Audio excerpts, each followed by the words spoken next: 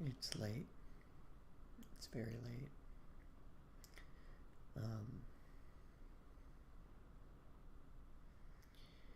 Waiting on my dryer to finish my clothes so I can swap them over so I don't have stinky pants. Goddamn.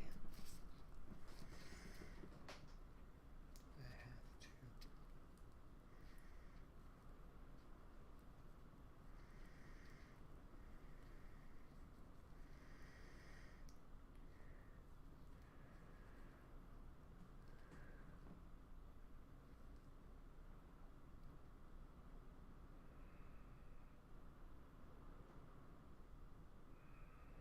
I'll be right back. I gotta go grab a bottle. So what I'm gonna do is I'm gonna disable this webcam and you're just gonna look at this for eternity and always. Oh hell, I'll even turn this off. That way you just see purple. It's for the best.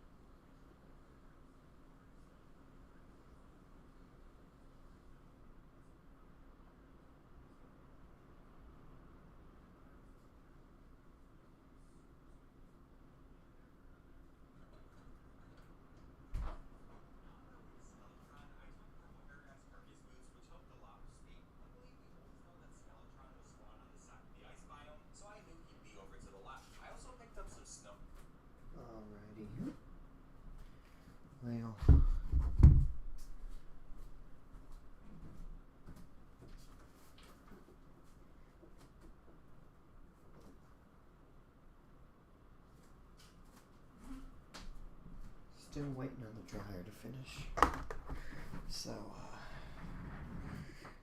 I made a bottle, gave it to my baby, and then,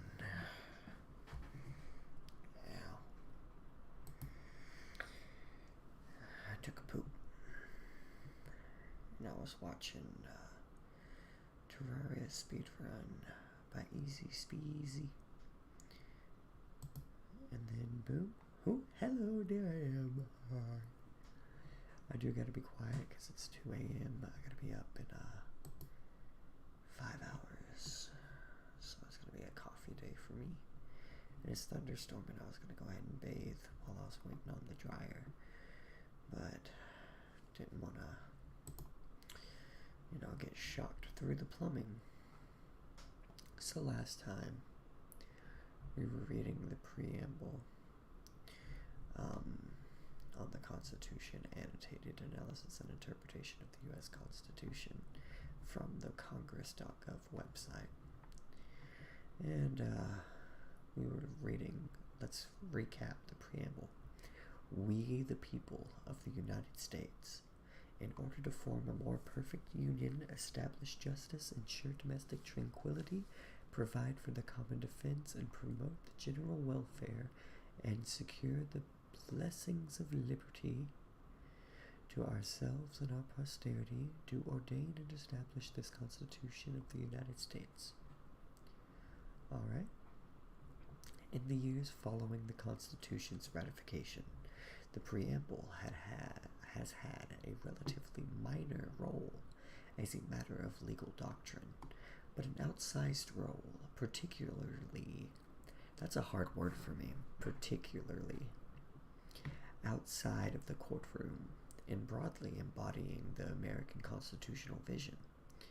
With regard to the legal effect of the Constitution's preface in the early years of the Supreme Court, it did reference the preamble's words in some of the most important cases interpreting the Constitution.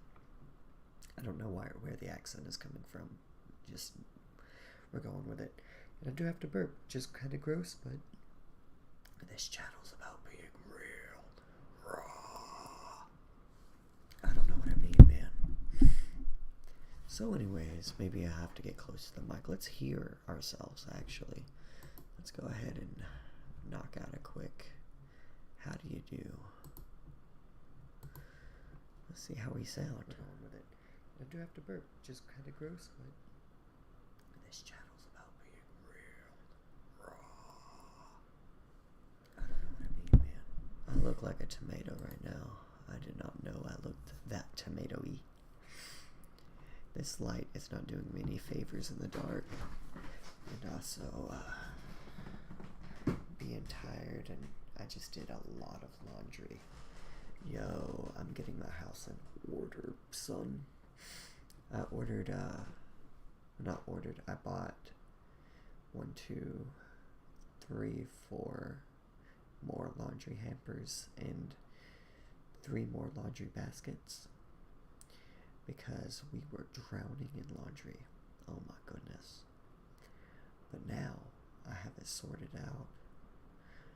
I have a hamper for towels and a hamper for clothes in my bathroom. Kaya has the same. And we also have the baby's hamper in our bedroom. So that accounts for everything. But in the laundry room, there's mainstays. There's the sheets and pillows hamper. There's the towel and socks and underwear hamper, like mine and Kelsey's underwear, because Kaya's clothes all come together in her hamper. She'll just, it is one of her chores to bring her hamper into the laundry room when it needs to be done in a load that night. So, at least that's what we've discussed, because this is a new system, see. Now she has a hamper for towels and a hamper for her clothes, so like, in the laundry room, we have a hamper for towels, our underwear and socks, and this is weird. I don't know why I'm talking about my laundry setup, but I like it. So we have for the towels, underwear, socks. Then we have one for shirts, like our shirts, like mine and Kelsey's shirts, because shirts have a significantly different put away process than pants. So we separate the shirts and the pants and the towels. So the towels have their own folding process and putting away, and we have a sock basket. It's like a little flexible basket. It's distinct but cut away from all the other baskets, where when we're doing towels and folding them, we just throw the socks into the basket, and all the socks that are the same size can be matched with each other, because socks are fun and we have a bunch of different types of socks in different colors. I would like to update some of it and get rid of some of the socks that nobody really wants to wear. I'd like to clean out the sock basket and really well, and Kaya's outgrowing some of her old socks that are in there, so maybe we need to just like have like a general size sock that fits everybody in the house, because she's starting to become big enough to fit our socks. So, you know, like besides my long socks, I could start pinning those together or something when I take them off. That'd be cool. I wish I was that proactive. Maybe I'm considering getting one of those little washable baskets where you break it up, like you put your socks in that basket, so that way like the socks are automatically washed all together. How much are those? Let's look that up. I'm sharing my screen. I'm allowed to. And then maybe let's make this a thing. Let's get out of the education and go into my projects for house. Oh yeah, my dryer is messed up, y'all. It ain't drying, so like I need to continue to run it and run it and run it. So I'm trying to figure out like what the heck. Yeah, fix my damn whatever. Oh no. And then I can describe. Oh shoot, I don't have to write it all down, because this isn't an actual project, it's something I've already kind of set up.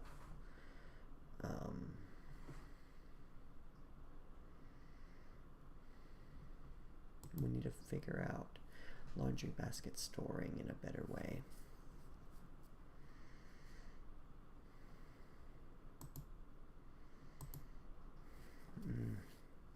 I need to organize my building. We have some buildings that are on our property. Just like little sheds or something, I guess you could get for like a couple $1,000 or something at Home Depot, which, I mean, that's nothing to snuff at. I mean, they're really cool, but they're full of like stuff left over from previous people who've lived here, and none of it's ours, and we don't really know what to do with it. So I gotta look at it and maybe keep parts, like anything important, because I do want to like turn some of them into a workshop and learn how to like fix my dryer, you know what I mean? That'd be cool. And you start going live on my phone more often and do chores with you guys. This would be cool. That'd be cool to document and at least have to pull from and create videos. So I need to set aside time to just go back and watch previous live streams and see like, hey, is this video worthy, or like what can I do to frame a narrative, because that's part of like learning how to make videos, is like catching a narrative. And like, so I need to do what I like to do, and then maybe what I like to do will be able to form its own narrative, sort of like this. Like I've always wanted to read the Constitution and understand it, so I'm doing it live because I think that's cool. I don't think anybody's really done that before. I feel like anybody who live streams about the Constitution is like a history major who has already like taken several classes on it and is just lecturing about it, not someone who just reads it and interprets it themselves. I would be interested to see, like, look back on the times, like, when I'm reading it and reacting in real time and catching the reactions, and maybe writing a actual article about, like, I don't know, just like a little article about like my thoughts and feelings on the Constitution and what I see in it and what this is saying, and maybe compare and contrast, and maybe, you know, it's like a general like little essay. It's cute. I don't know. I'm figuring it out, but that would be cool. So anyways, where was I? So, in the years following the Constitution's ratification, the preamble has had a relatively minor role as a matter of legal doctrine, but an outsized role, particularly outside of the courtroom, in broadly embodying the American constitutional vision. With regard to the legal effect of the Constitution's preface, in the early years of the Supreme Court, it did reference the preamble's words in some of the most important cases interpreting the Constitution. For example, in 1793, two members of the court cited the preamble in Chisholm v. Georgia to argue that people, in establishing the Constitution, necessarily subjected the state of Georgia to the jurisdiction of the federal courts in exchange for accomplishing the 6 broad goals listed in the Constitution's preamble. And similarly, Martin v. Hunter Lessee, the court relied on the preamble in concluding that the Constitution permitted the court to exercise appellate jurisdiction over the final judgments of the highest court of the state when adjudicating questions of federal law, noting that the Constitution was established by the people of the United States, who in turn had a right to prohibit the states from exercising any powers that were incompatible with the objects of the General Compact. In McCulloch v. Maryland, Chief Justice John Marshall echoed these themes in upholding the constitutionality of the National Bank, quoting the words of the preamble when arguing for the supremacy of law of the people over the laws of the states. Nonetheless, while the court, during the first century of the nation's existence, referred to the preamble's language while interpreting the Constitution, it does not appear that the court has ever attached any legal weight to the preamble standing alone. Chief Justice John Jay, while serving as a circuit judge, concluded that the preamble to a legal document cannot be used to abrogate other texts within it. Instead, introductory language can be used to resolve two competing readings of the text. Similarly,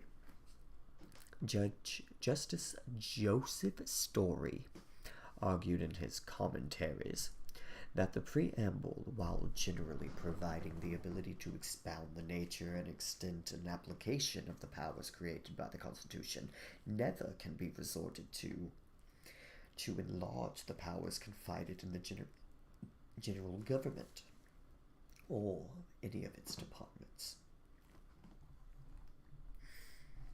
In 1908, the Supreme Court squarely adopted Justice Story's view of the preamble in the Jacobson v. Massachusetts, holding that while the Constitution's introductory paragraph indicates the general purposes for which the people ordained and established the Constitution, it has never been regarded as the source of any substantive power conferred on the federal government. Instead, such powers embrace only those expressly granted in the body of the Constitution, and such as may be implied from those so granted. In this vein, the court has rarely cited the preamble in its decisions interpreting the Constitution. The court continues to interpret prefatory text in the Constitution as announcing general purposes of the text that follows.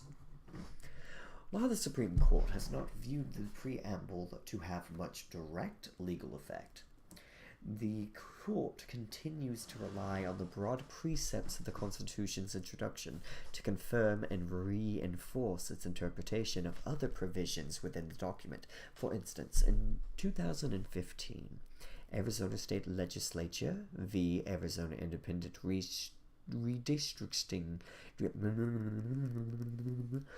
the Arizona Independent Redistricting Commission.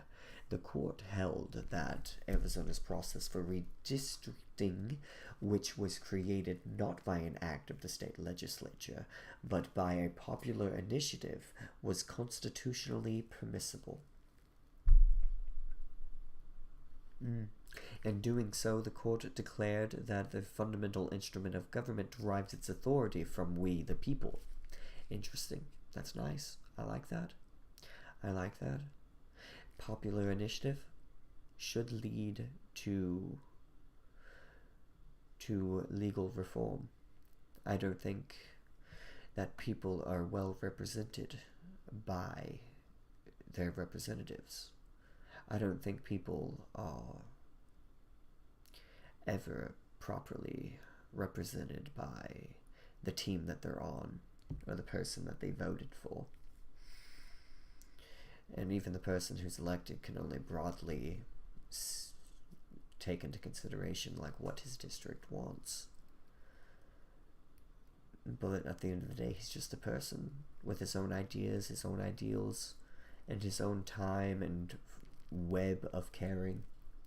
Instead of like focusing on the individuals and Congress's web of caring, perhaps we should take into the interplay of the communities which the laws govern, the interplays of their webs of caring, and let popular initiatives be what actually fuel legislation, instead of relying on a representative legislature, because no person can represent another person. Only ideas can represent people's ideas. So that's my thought on that. So now that I've looked at the camera and I have this ring light on the camera, I'm seeing like a dark circle and like a bright orange circle when I close my eyes. Interesting. Interesting. Oh my goodness. I can do like stream highlights on this channel. I'd like that. And then I can take those highlights and edit them further to videos, like surrounded around the topic. That's the plan. That's always been the plan of this. So I just need to do it more. Authority from we the people. Likewise, the court referenced the preamble's language proclaiming that the United States ordained and established that charter of government in part to provide for the common defense in upholding a law criminalizing certain forms of material support to terrorist organizations.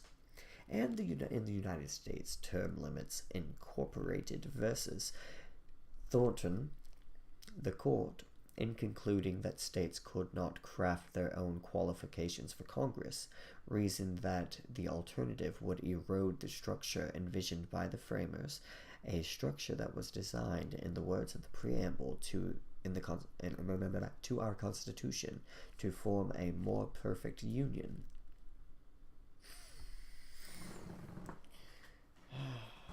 What seems perfect at the time of framing in the 1700s can in no way, in my view, be seen as what is possible of, like, their conception of perfection must have been much lower than ours, because they had no way of knowing how expansive supply chains would become, how readily available resources would be. However, they're only readily available to a select few of people, and we the people need to see to it that everyone ends up with their fair share. And I feel like we need to talk about what it means to make a more perfect union. Because perfect is inherently subjective as an adjective. There is no such thing as a perfect union. There's only such thing as people's conceptions of what a perfect union may look like. So I feel like this is a very important, I feel like the preamble is much more important than we give it credit for.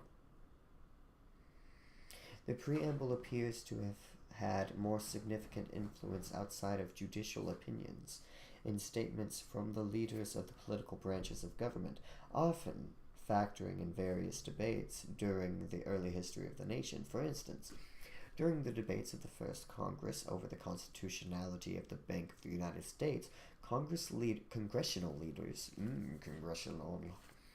like Elbridge Gerry of Massachusetts, quoted the preamble to note the broad objects for which the Constitution was established, and to justify the establishment of a national bank to promote the general welfare.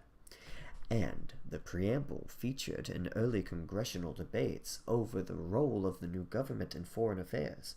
For example, during the 10th Congress, Henry Southard of the United States, recognizing that it was the object of establishment of federal government to provide for the common defense against foreign enemies. You know, those foreigners that are always trying to take your stuff. You know, the people who have supply chains to help them, or instead of like being afraid of them taking our stuff, find a way to be like, why are they in the position to feel like they need to take stuff to begin with?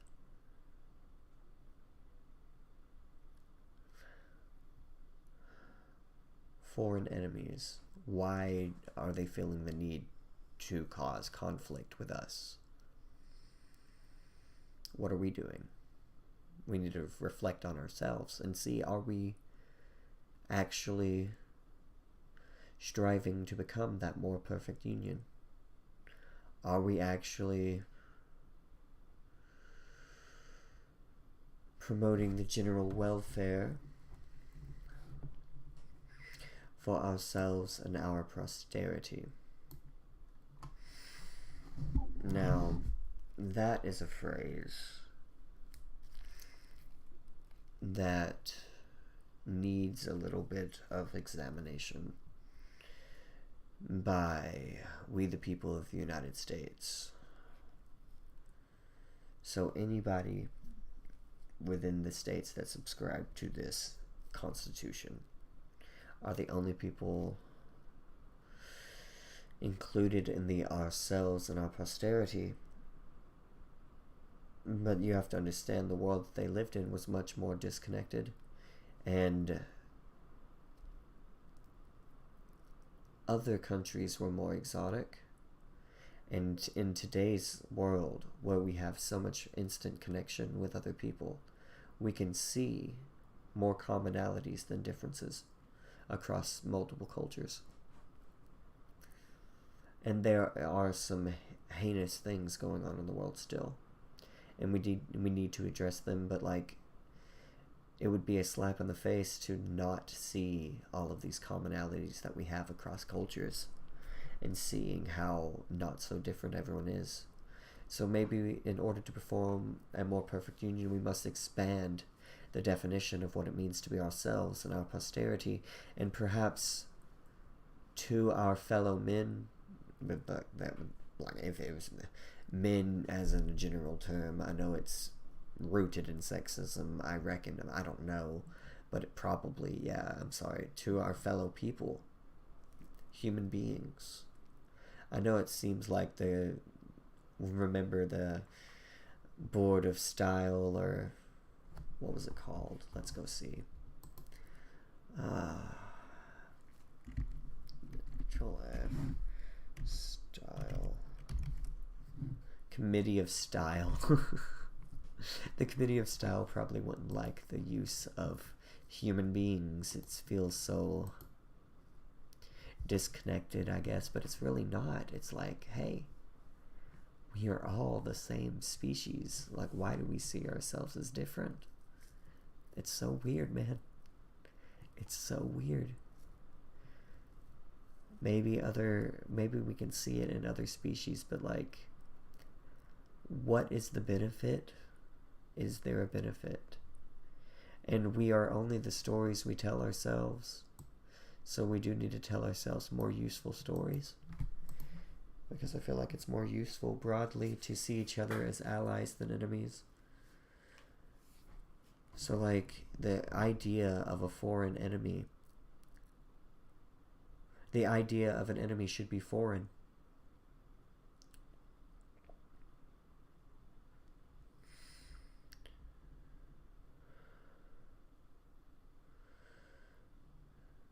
It's just the object of the establishment of the federal government to provide for the common defense against foreign enemies. Okay. Perhaps one of the most famous references to the preamble in the halls of Congress came in a speech of Senator Daniel Webster in the midst of the nullification debates of the 1830s, wherein he quoted the preamble to argue that the Constitution was perpetual and immortal, establishing a union which will last through all time. And it's very important that we have our national identity.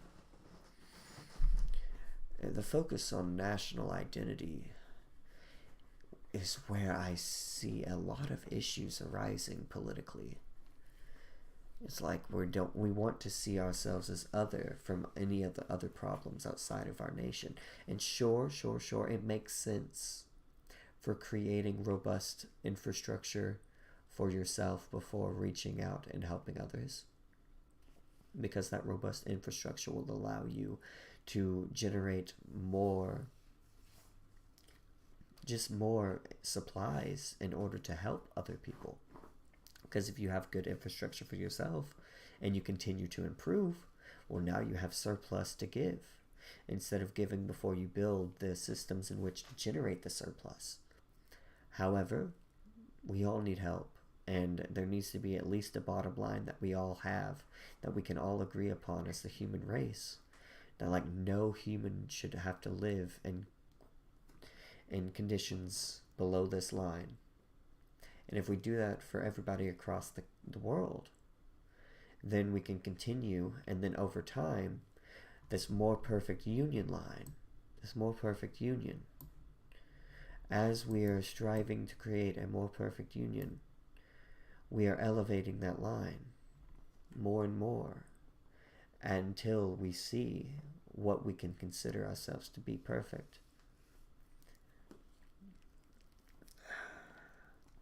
There's a lot of room.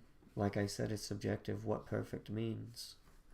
But if we're thinking about in terms of usefulness, then I feel like the bottom line structure may be the way to go. Because if we all believe in a bottom line, if we can agree upon a bottom line of standard of living, a basic standard of living for every human being, just by virtue of being alive. Because life is so precious, and it's forever fleeting, and it goes by fast, but not fast enough sometimes, but also way too fast, and when you look back, it's only a blink. It should be good for everybody. There's no guarantee of an afterlife. So the more perfect union that we all see ourselves going into based on any kind of religion may not be there. So the more perfect union has to be here. We need more perfect union with each other. We need more perfect union with nature. We need to clean up non-sustainable acts, find a sustainable way for energy in ways that we do not harm environments. I think we need to have more perfect union with our ecosystems and care about the creatures that we may be harming. More perfect union is a very powerful phrase. We need a more perfect union. And is the identifying of foreign enemies as a concept really striving for a more perfect union? If you're focused on fighting others, are you really taking care of yourself? Sure, it says common defense against. But we know looking at American history, that we've been picking fights.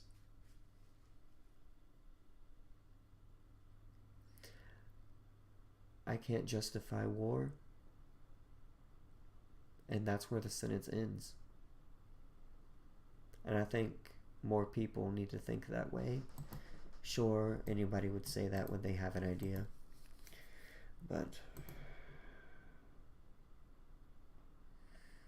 how can you justify war? If anyone can justify war for me, please. Please. Because scarcity is a thing of the past. We have the ability to create enough for everyone. We just don't allocate it properly.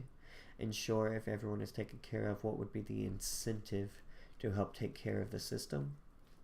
Because the system helps you and you recognize that it's a common good. So maybe education is a way of teaching people how the system works and where they could find their niche. And maybe there should be no barriers to self-improvement. Like maybe schools should be free, and maybe teachers, like, I feel like there's an inherent interest in conveying knowledge and becoming and gaining expertise in fields of study, like natural curiosity. It's not all profit motive.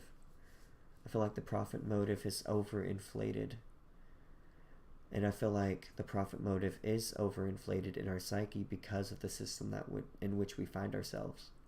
So it's a self-fulfilling prophecy. But is it useful? But is it useful just because it feels so ingrained in our culture and in our minds because of the way that we're exposed to it from birth?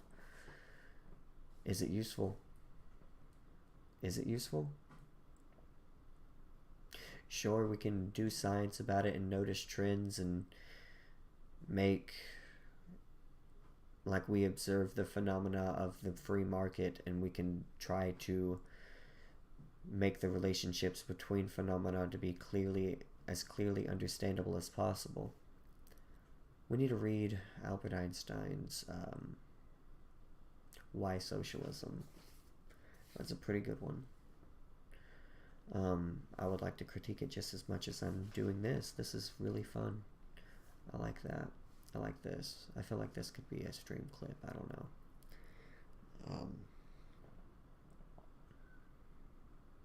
But perpetual and immortal, establishing a union that will last through all time.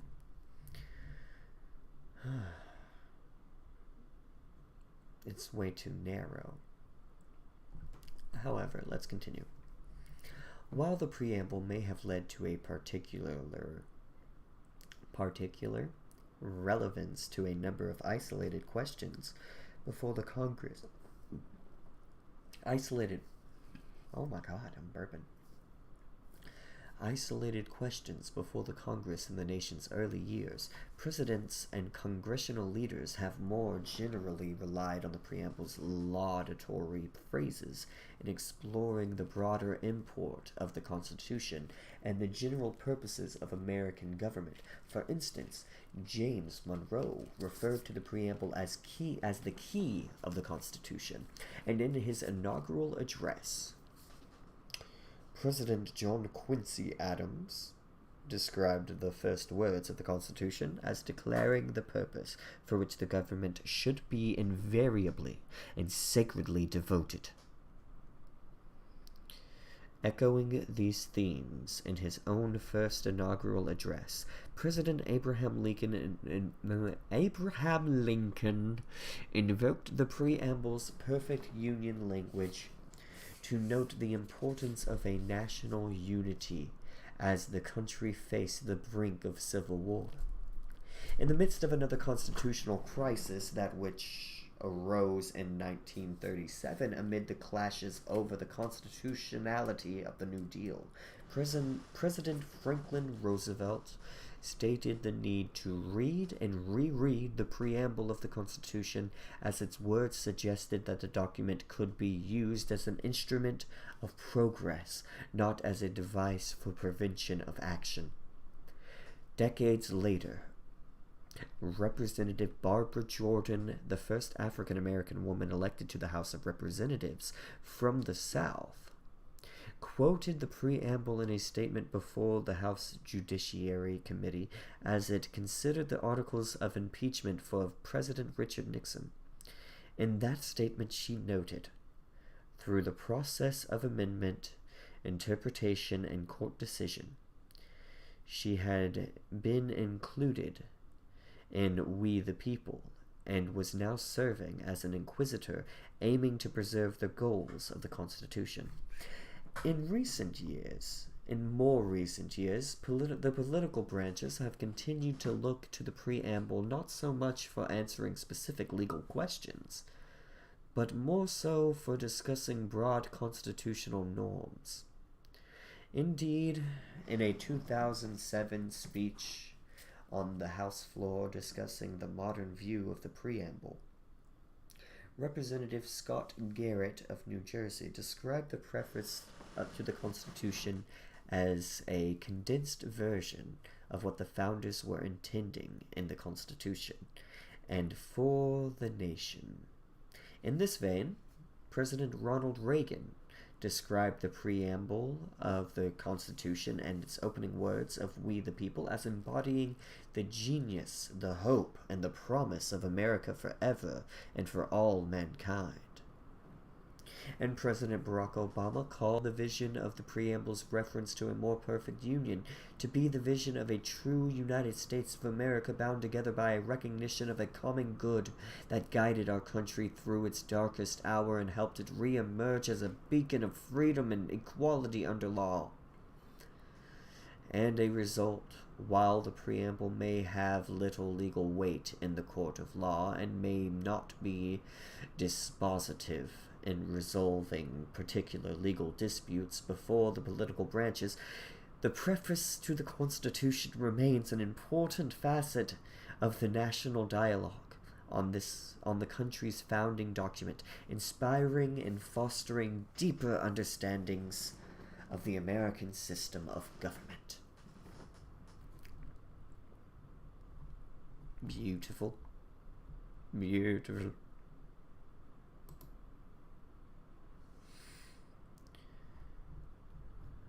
Do we read the overview?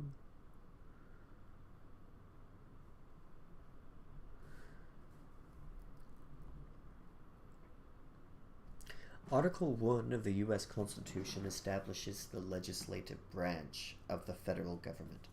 Section 1, the Legislative Vesting Clause, provides that all federal legislative powers are vested in the Congress.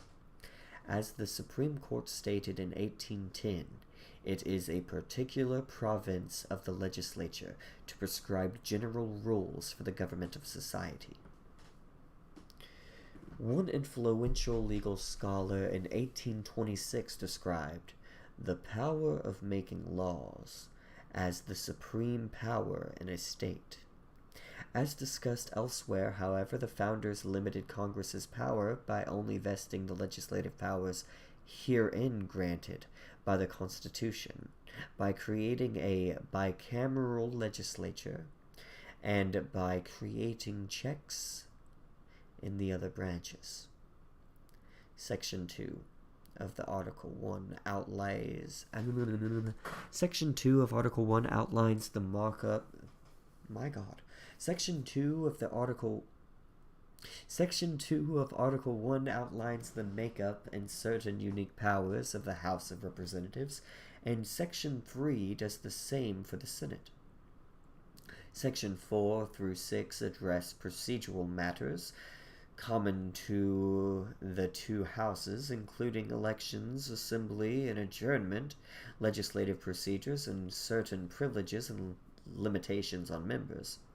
As mentioned, the Constitution does not grant Congress plenary legislative power, but only certain enumerated powers. Sections 7 and 8 outline the exercise of those enumerated powers.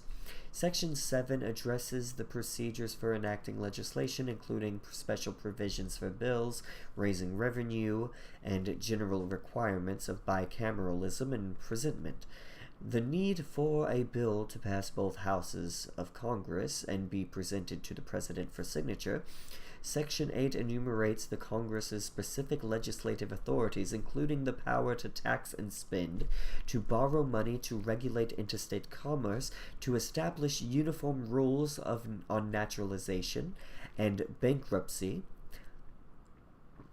to coin money, to punish counterfeiters, to establish post offices, to regulate intellectual property, to establish courts to punish maritime crimes, to declare war, to raise and support armies, to govern enclaves, and to make other laws necessary and proper for executing these enumerated powers. Heavy stuff.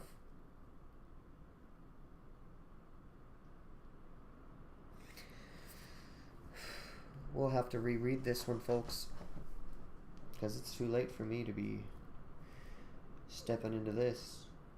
Legislative. The preamble was very artsy and philosophical, but this is very nitty-gritty. This is where the nits and the grits gets going. Nits and the grits, and I gotta be sharp. It's the nits and the grits, and I gotta be sharp, and I gotta be sharp, and I gotta be sharp. Let's go ahead and finish this little overview. Sure. Section 9 denies certain powers to Congress, including by restricting the slave trade, generally denying the ability to suspend the writ of habeas corpus, providing bills of attainder, and ex post facto laws restricting direct taxes, export taxes, and appropriations, prohibiting ports preferences, and prohibiting titles of nobility and foreign emoluments.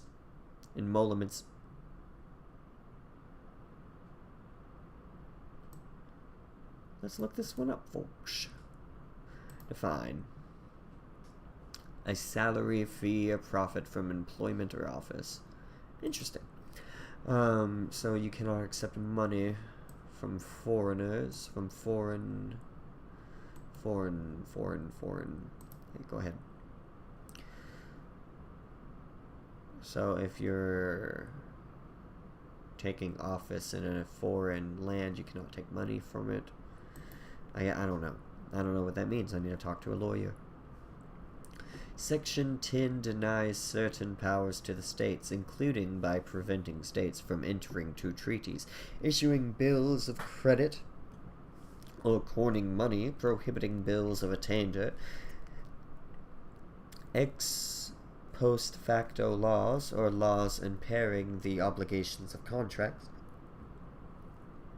and by restricting states' ability to impose duties on imports or exports.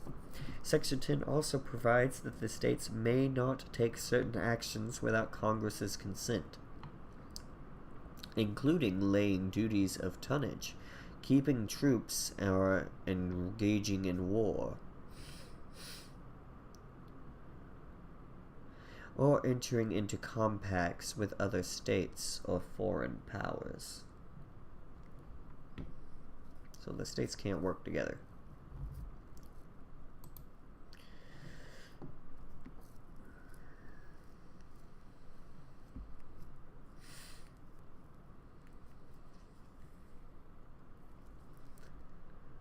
All legislative powers herein shall be vested in a Congress of the United States. I'm gonna go check on my laundry. You know what it is.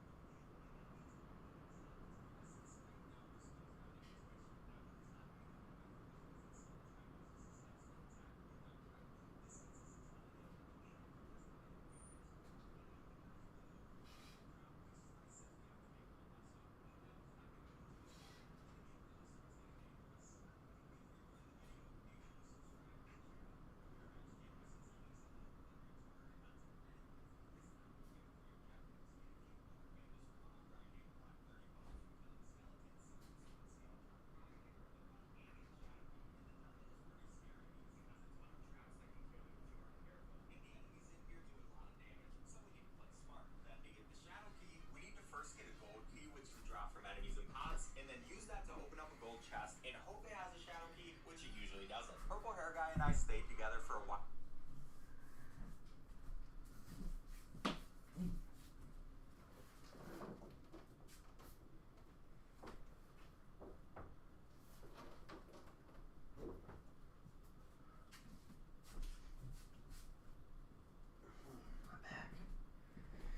So I swapped them over, and now I'm gonna wait about maybe 10-15 minutes and allow that to run a bit so I can just restart it, and that way I have a better chance of not waking up to smelly clothes, because then I would have allowed them to get at least mostly dry. And then I can start them again in the morning, and then I reckon we'd be cool.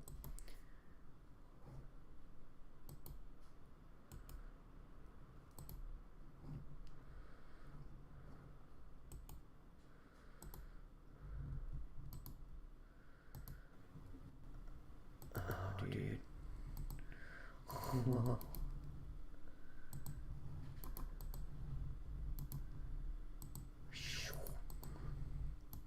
Oh, wow. Hello. Hello. I'm getting there. Full cam mode. Boom. I like that. That's neat. And then shwoom. Where's my webcam though?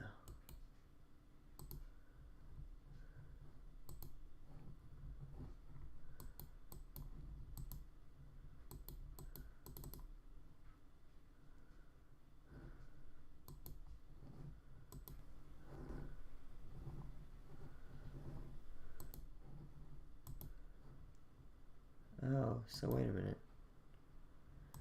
Say I already have this up. Boom.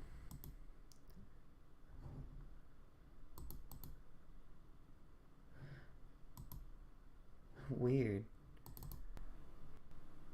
Weird, okay. So I have to just like double click that. Stupid stuff. Stupid. Wait a minute. I want you to like fully see this stuff.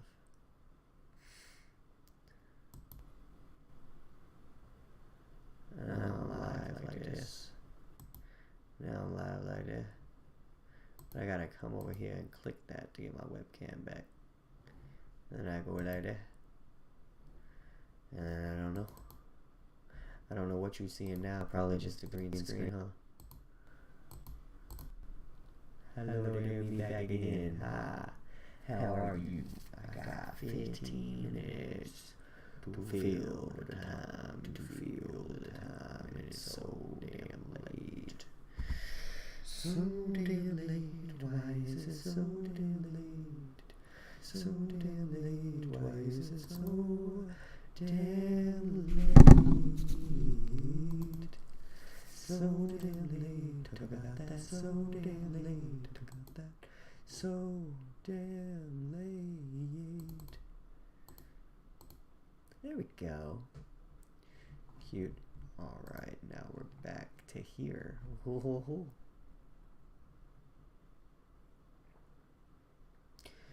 The legislative vesting clause of the Constitution grants specific and limited legislative powers to the bicameral Congress of the United States, which is composed of a House of Representatives and a Senate. As such, the legislative vesting clause and the coordinate executive and judicial vesting clauses delineate the powers the framers accorded the U.S. government's legislative, executive, and judicial branches.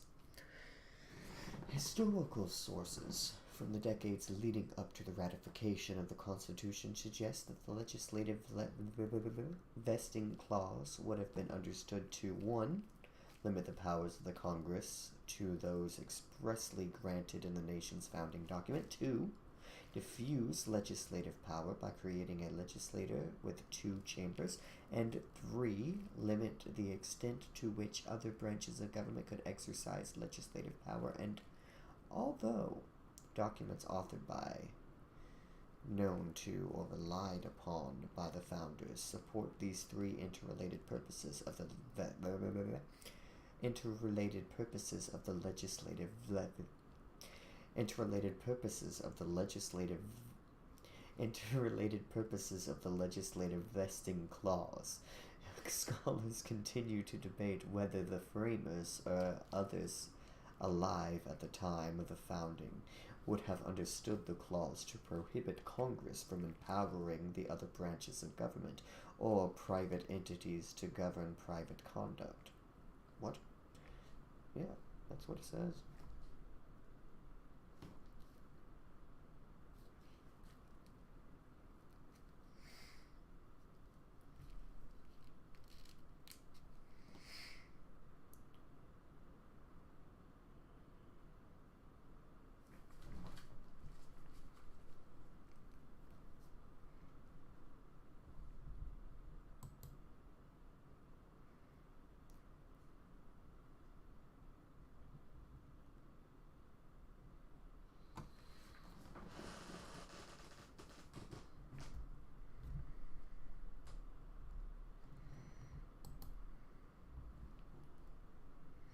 Origin of limits on federal power. The legislative vesting clause begins by providing that all legislative powers herein granted shall be vested in a Congress of the United States. Fucking bars. The decision of the framers of the Constitution to limit Congress's power to those herein granted, or in other words, those specifically enumerated in the Constitution, reflects their experience as colonists living under the rule of a powerful British Parliament in the 1700s. The English jurist William Blackstone, writing only 2 decades before the American Revolution, described the British Parliament as possessing wide-ranging powers to enact legislation affecting each individual's life, liberty, and property that no other governmental authority could effectively amend or repeal. Although the British king could give his assent to laws, exercise some limited legislative powers in making treaties, and enforce the laws, the king could not make law without a parliament. As a result, only Parliament had the power to undo or change the laws it had made, leaving the British people either to petition Parliament for changes to undesirable laws or to take the extreme step of overthrowing their government. Framers rejected this form of parliamentary supremacy, believing that a national legislature should not exercise the absolute despotic power of government without limitation. Indeed, scholars have noted that some of the major grievances prompting the American Revolution concerned various acts of the British Parliament that violated the colonists' rights. For example, the right to trial by jury. To preserve individual liberty, the framers specifically limited the federal legislative power to those powers expressly mentioned in the Constitution, and the power to make all laws which shall be necessary and proper to carry out the federal government's limited powers, as James Wilson argued during the Pennsylvania Ratification Convention, to control the power and conduct of legislature by an overruling constitution was an improvement in the science and practice of government reserved to the American states. The legislative vesting clause and the other text of Article 1 thus served as an ostensible limitation on Congress's legislative power. Nonetheless, in the post-convention debates over ratification of the Constitution, anti-federalists raised concerns that these contextual limitations would fail to prevent the Congress from going too powerful,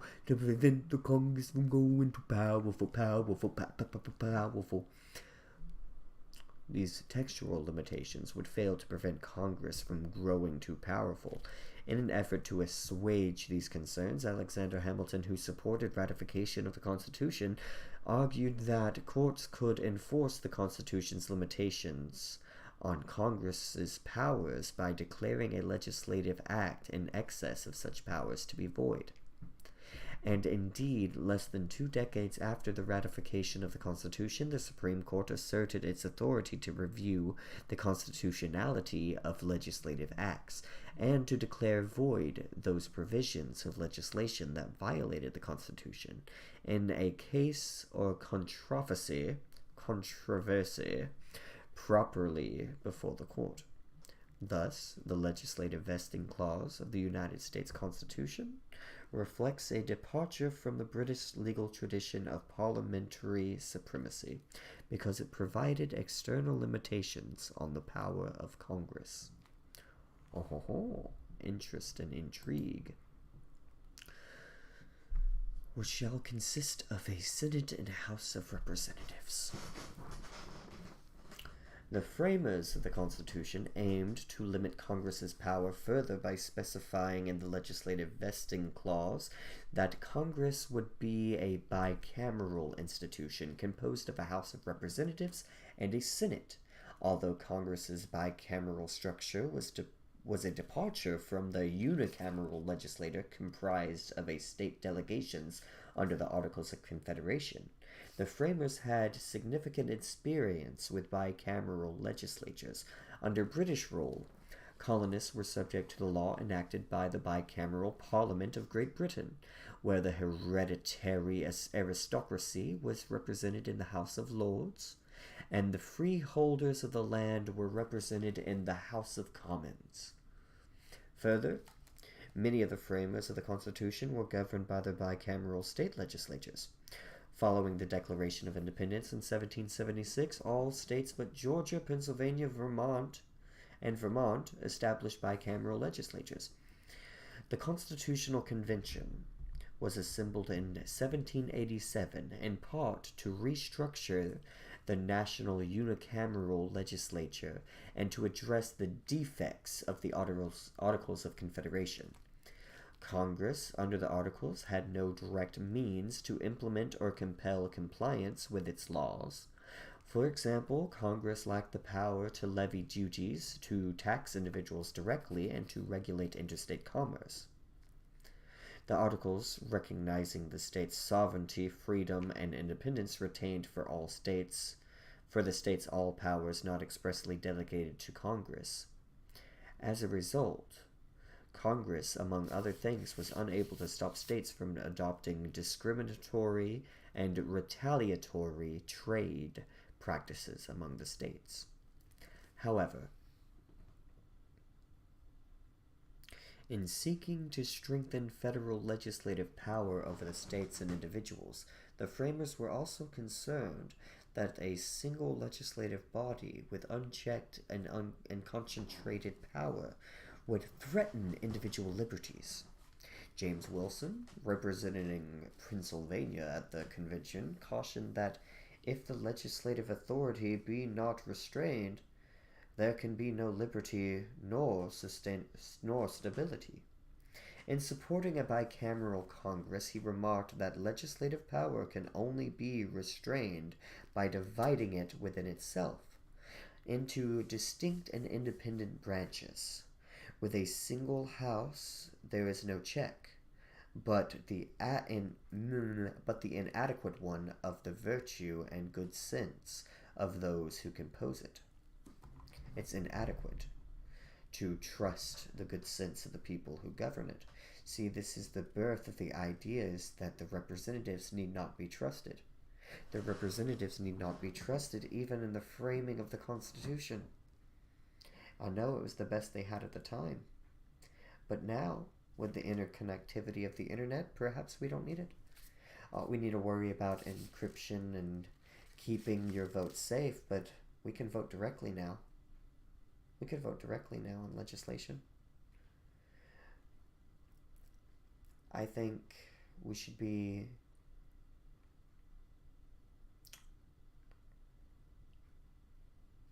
encouraged to read founding documents and laws and understand them and know where they're coming from, and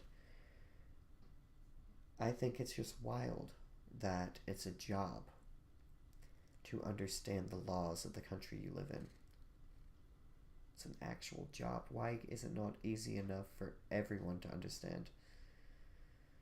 I feel like there's a good quote from Utopia that the crudest of explanations, I don't know exactly how it goes, but like the interpretations of the law are always the crudest, for there need not be any need for interpretation in a fair and just legal system or something. I don't know exactly. We're going to read Utopia on this channel as well, because I really want to revisit those ideas and get them out there in the world and grab them and shape them and put them into a video essay of some kind. That would be cool.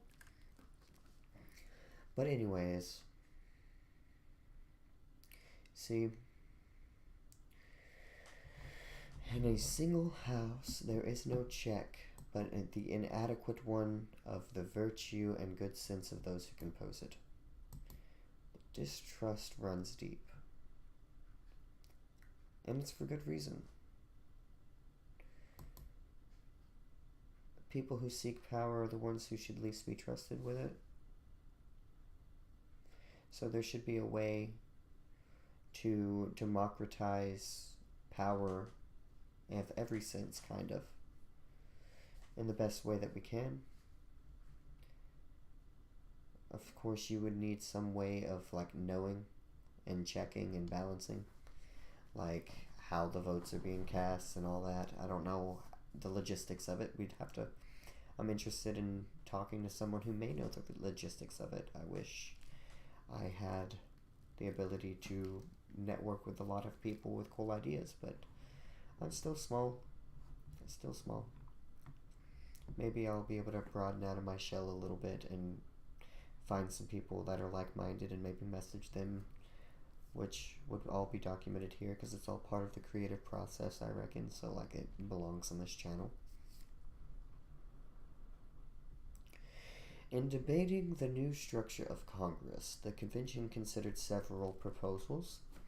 Much of the debate focused on two proposals, the Virginia Plan and the New Jersey Plan. Virginia Governor Edmund Randolph presented the Virginia Plan that proposed 3 separate branches of government: legislative, executive, and judicial. The legislative branch under the Virginia Plan would consist of a bicameral body in which each state would have a different number of representatives based on the state's population. In addition, the Virginia Plan allowed the Congress to exercise legislative authority over individuals, removing the constraint under the Articles that the state legislators act as intermediaries to implement enacted legislation. Let's read that again. In addition, the Virginia Plan allowed Congress to exercise legislative authority over individuals, removing the constraint under the Articles of Confederation that the state legislators act as intermediaries to implement enacted legislation. Okay. They are now allowed to exercise legislative authority over individuals instead of having to act as intermediaries to implement enacted legislation. The Virginia Plan was principally favored by the larger states that embraced the notion that the view of the majority of the nation's population should prevail in the national legislature. As an alternative to the Virginia Plan, William Patterson proposed the New Jersey Plan to the convention, and following the unicameral structure provided under the Articles of Confederation, Patterson's proposal represented an effort to revise the current articles rather than replace them. And the proposed structure of Congress under the New Jersey Plan provided for a unicameral legislature with a voting system that allowed for 1 vote per state in the national legislature. Under this proposed system, Congress would require the consent of the state legislatures before exercising legislative authority directly upon individuals. Smaller states generally supported the New Jersey Plan because they did not favor a major departure from the Articles or proportional representation in Congress based on state size.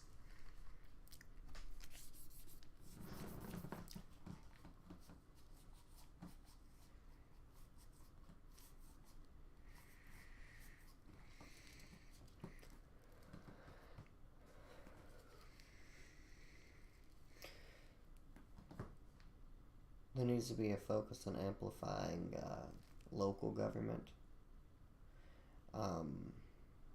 But again, I feel like the purpose of the federal government would be to establish a bottom line from which state legislatures cannot divvy, I guess. Like, I don't know. But, like, there needs to be a way for, like, states to understand, like, hey, this is what our state needs in order to reach this bottom line. And then the other states look at it and figure out a way to get those resources over there.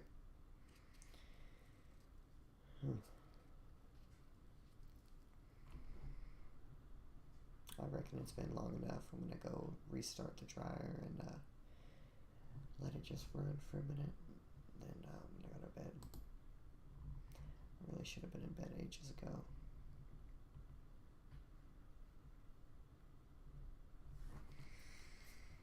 Alright, this has been fun.